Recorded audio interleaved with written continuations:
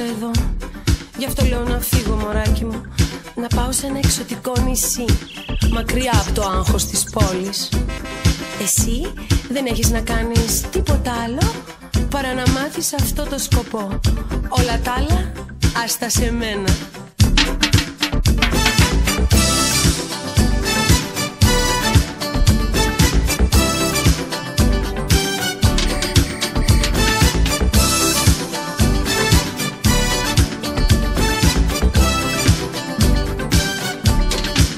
Πουλά τα μάξι και το ψυγείο, δώσε το σκύλο,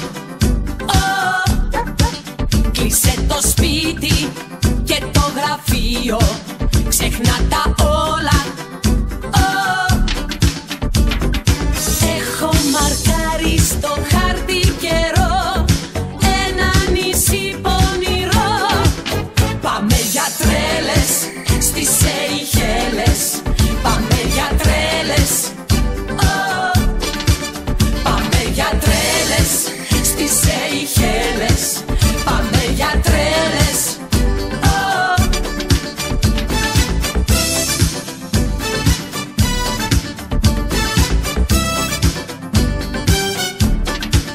Με ξενερώνεις με δεξιώσεις και εμφανίσεις κοινωνικές.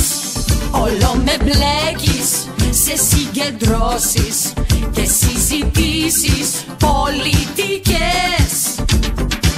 Ένα παράδεισο πάνω στη γη βρήκα να πάμε μαζί. Πάμε για τρέλες στις Σεϊχέλες,